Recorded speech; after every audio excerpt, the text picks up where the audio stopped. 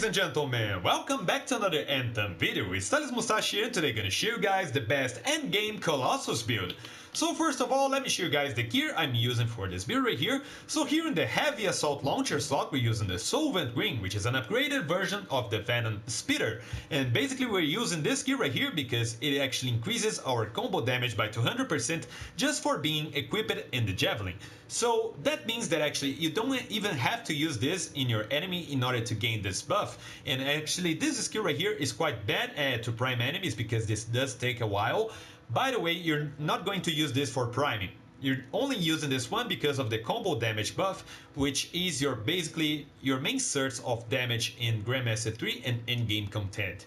Now also we got a pretty good inscription right here. As you can see, this one increases the Javelin damage by 21%, which is applied to combo damage and to melee damage, which is what we're using to explode the combos. Now for the Ordnance Launcher slot, we're using the Voltaic Dome, which is an upgraded version of the Shock Coil. And this one, when you manage to hit enemies with it, it's gonna freeze your enemies and gonna prime them for combos, which is the most important thing. Also bear in mind that the radius of effect of this one is actually very short, so you do need to be in close range or melee range in order to freeze your enemies. But that's not a big deal because you're gonna be rushing through enemies and you're gonna be freezing them and you're gonna be exploding the combos with your melee attacks. So you will always be in melee range in order to do this, so that's not a big deal. We also have plus 21% Javelin damage for this gear right here, which is really good in terms of DPS for this build. We do have a legendary version of this gear right here, but as you can see, the inscriptions are not good at all in terms of DPS and buffs to combos and melee damage.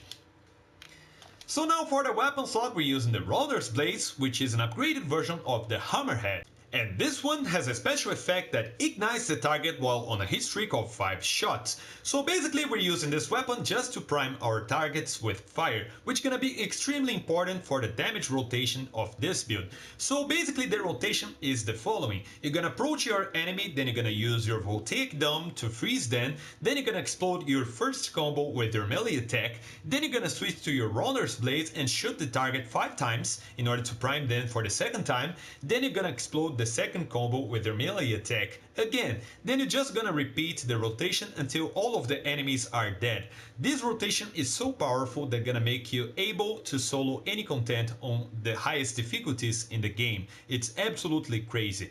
And this weapon right here that we got actually got a very good inscription that increased the Javelin damage by 27%, which also gonna increase the combo damage and the melee damage as well. Now for the second weapon, we're using the Truth of Tarsus, which we're not using because of the weapon itself, but because of its inscriptions. So here you can see this one actually increases our maximum shield by 40% and our maximum armor by 65%. It also gives us plus 28% luck, which is pretty good as well. I would suggest you to have at least plus 70% maximum armor and maximum shield for Grandmaster 3 solo. They're gonna help a lot in your builds. Now for the components. Here for the first component we're using the Catalytic Overdrive, which increases combo damage by 50% and helps a lot in terms of DPS. Now for the second component we're using the Grand Entrance, which increases the duration of support abilities by 50%. This will make the effect of your battle cry last for an additional 5 seconds, which is really helpful. Also, upon hard landing, it creates an explosion at the point of impact. So whenever you use your melee attacks in midair, you're gonna create an explosion when you land, which is gonna increase a lot your melee damage. Now for the third component, we're gonna be using the Emblem of Destruction, which increases all blast damage by 15%. Also, performing a multi-kill with your ultimate will increase your ultimate charges by 1. Now for the fourth component, we're using the Shock Treatment, which increases the Ordnance Launcher damage by 5%. Now also taking damage increases all damage by 8% for 10 seconds, stacking to a maximum of 10 times. So as you're going to be rushing through hordes of enemies all the time, you're going to be taking a lot of damage and you're going to be receiving this buff very often, up to a maximum of 80% maximum damage, which is really helpful. Now for the fifth component we use the Demolition Tribute, which increases Colossus shield damage while sprinting by 300%. Also, melee hits will cause enemies to restore 20% armor when defeated. Now, this component right here is what's going to make you indestructible. That's really helpful because whenever you manage to kill an enemy with your melee hits or with your combos, you're going to be restoring 20% of your armor. So that's a must-have, and that's one of the best components for Colossus. Now for the last component we're using Bloodlust, which increases your melee damage by 30%. There's a typo here that says melee weapon damage, but it does not increase your weapon damage, just your melee damage. Also increases melee damage by 75% for 10 seconds when killing an enemy by using melee. This is also applied to you if you manage to kill an enemy with a combo. So you're gonna be receiving this buff very often, and your melee damage will skyrocket. Like you're gonna be hitting like 50k to 90k per melee hit when this activates. That's absolutely crazy. Now for the support gear, we're using the Battle Cry, which forces enemies to attack you and reduces enemy resistance to damage by 33%. So whenever you're fighting enemies that have this huge HP bar, you can use this debuff and then you're gonna kill them much faster. Now for Inscriptions, you can see we have plus 50% maximum shield, plus 35% luck, and plus 4% repair amount. But if you want, you can actually switch the shield for combo damage, as you can see right here, or for maximum armor, as you can see right here.